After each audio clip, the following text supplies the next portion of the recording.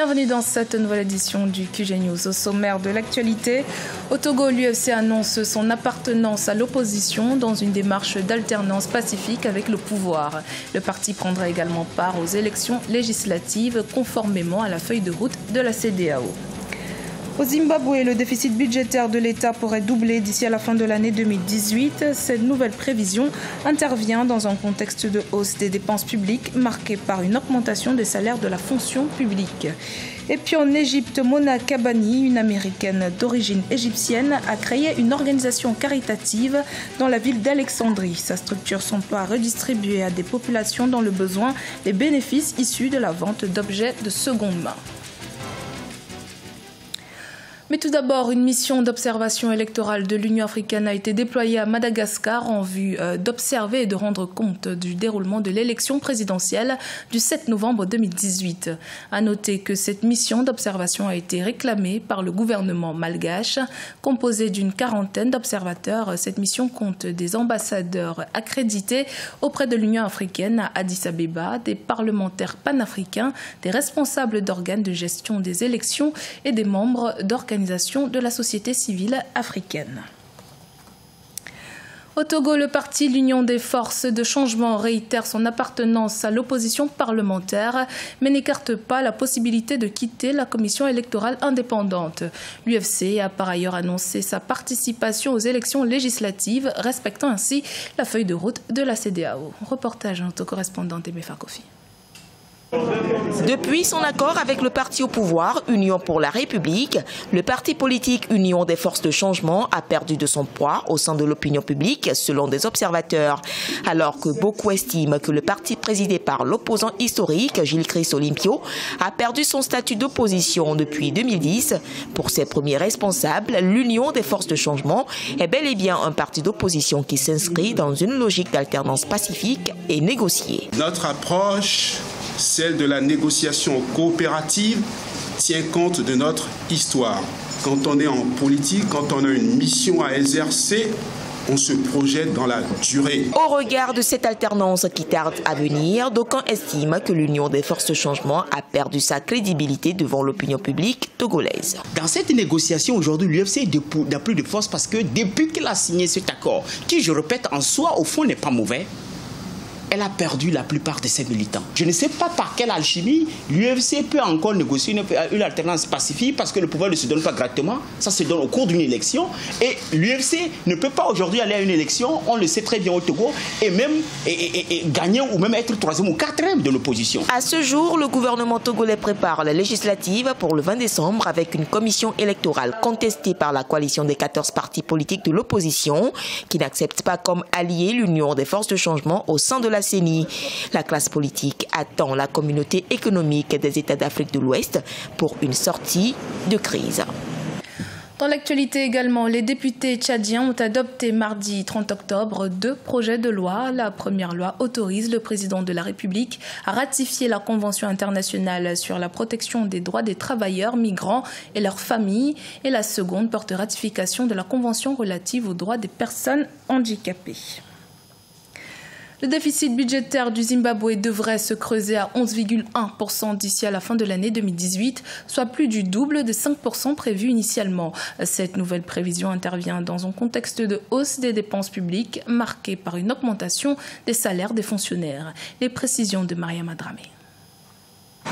Le déficit du budget au titre de 2018 se précise un peu plus au Zimbabwe à 2 mois de la fin de l'année 2018, alors que les autorités avaient tablé sur une prévision de 5%. Elles s'attendent désormais à un déficit de 11,1% du PIB. En cause, la lourde charge des dépenses publiques dans un contexte économique difficile. Il va quand même falloir mettre un petit peu d'ordre dans l'économie zimbabwéenne. Il va falloir avoir un cadre budgétaire clair, donner beaucoup de visibilité non seulement aujourd'hui aux principaux créanciers de l'économie zimbabwéenne, mais aussi aux investisseurs, parce qu'en fait, in fine, il n'y a que les investisseurs qui peuvent remettre la machine en marche. L'économie est exsangue et donc il faut faire démarrer l'économie zimbabwéenne et l'économie zimbabwéenne a besoin d'argent frais. Avec une dette nationale estimée à 16,9 milliards de dollars, dont 9,5 milliards de dettes intérieures et 7,4 milliards de dettes extérieures, l'économie du Zimbabwe n'est pas au mieux de sa forme depuis près de 4 ans. De plus, les populations doivent actuellement faire face à une grave pénurie de devises qui en favorise le trafic illicite. Il y a un grave déficit de dollars. Pourquoi ? Parce qu'aujourd'hui, l'économie zimbabwéenne fonctionne avec une monnaie étrangère. Depuis 2009, avec une invraisemblable inflation, le Zimbabwe a abandonné sa monnaie au profit du billet vert. Elle a essayé à un moment donné d'émettre des bons, mais ces bons n'ont pas été acceptés par les institutions de paiement. Donc aujourd'hui, le Zimbabwe doit, ipso facto, remettre en marche son économie, ses différentes valeurs pour pouvoir adosser son économie à une monnaie nationale. Le gouvernement prévoit de dévoiler son budget 2019 au mois de novembre, budget qui sera très attendu au niveau de la maîtrise de ses dépenses. Pour la même année, les autorités tablent sur une hausse des recettes publiques à 6,4 milliards de dollars contre une prévision de 5,7 milliards de dollars pour cette année. En Égypte, une organisation caritative basée à Alexandrie collecte des vêtements et des objets appartenant à des habitants pour les restaurer et les revendre. Les bénéfices sont ensuite distribués aux familles dans le besoin. Ce concept devrait être développé dans plusieurs villes du pays pour venir en aide à des millions d'Égyptiens dans le besoin. Sharon Kamara. Dans la ville côtière d'Alexandrie, en Égypte, un organisme vient en aide aux personnes démunies. Il s'agit d'une boutique en plein centre-ville qui récupère des vêtements usagés, les remet en état afin de les proposer à la vente à des prix accessibles aux plus modestes. Les bénéfices des ventes sont ensuite distribués aux familles dans le besoin. Il y a tellement de gens dans le besoin, pourquoi ne pas donner les vêtements dont je n'ai plus besoin quand je voyage, surtout que les tendances changent. Nos maisons sont remplies d'objets que nous n'utilisons même plus, des tasses, des casseroles, des cuillères. Alors pourquoi ne pas aider les personnes dans le besoin?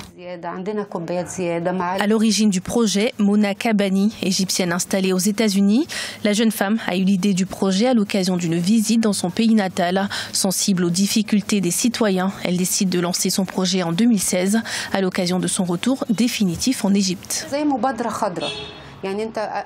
C'est comme une initiative verte. Il y a des tonnes de vêtements dans les armoires, des vêtements qui ne sont pas utilisés, qui sont parfois négligés. Nous les prenons et les recyclons comme il convient, puis nous les revendons. L'argent gagné est donné pour reconstruire notre société, créer des ateliers, reconstruire les ressources humaines et offrir de l'aide à ceux qui en ont besoin. Alors que les autorités renforcent les mesures d'austérité afin de favoriser la relance économique, Mona Kabani ambitionne de développer son concept partout en Égypte afin de venir en aide aux millions d'Égyptiens dans le besoin. Annoncé depuis des mois, le centre de valorisation et d'enfouissement technique de déchets sera opérationnel dès le 2 novembre en Côte d'Ivoire. Il doit recevoir et traiter plus d'1 million de tonnes de déchets par an. Siamlo Victor Assedji et Ange Meillot. En Côte d'Ivoire, le nouveau centre de valorisation et d'enfouissement technique de déchets entrera en service à compter du 2 novembre 2018. Financé à hauteur de 40,73 milliards de francs CFA, il devrait recevoir et traiter au moins 1 250 000 tonnes de déchets par an. Selon la ministre de l'Assainissement et de la Salubrité, Anne-Désirée Oulouto, le centre démarrera ses activités par le volet traitement en attendant celui de la valorisation des déchets. De la gestion rudimentaire de ces déchets et permettre à ce que nous puissions moderniser la collecte des ordures en Côte d'Ivoire. Il faut éduquer en amont les populations sur la gestion des ordures, le tri des ordures avant de pouvoir effectuer ce grand travail. Et nous, organisations de la société civile, nous sommes disposés à accompagner le gouvernement. Selon les chiffres officiels, le district d'Abidjan produit environ 1 800 000 tonnes de déchets chaque année. 70% de ces déchets sont collectés et les 30% laissés dans la nature dégrade le paysage. L'ancien site de dépôt dans la ville d'Akwedo sera fermé le 15 décembre 2018. Sur le plan environnemental, il y aura un gros impact sur la qualité de l'air. Et nous attendons aussi la mise en place de ce que l'on appelle ici l'ANAGED, l'Agence nationale de gestion des déchets, qui n'a pas encore pris fonction. Il faut que cette agence s'étende sur tout l'étendue du territoire national et qu'elle ait les mesures, les pleins pouvoirs pour pouvoir gérer ces ordures. Pour réussir ce vaste projet d'assainissement, le gouvernement prévoit l'ouverture de centres modernes et écologiques dans les villes de Port-Boué, Anyama et Bingerville. Un projet très attendu car il pourrait générer des emplois selon des analystes. C'était le journal de la rédaction. Merci de votre fidélité. Dans un instant, une nouvelle édition de l'actualité sur Africa 24.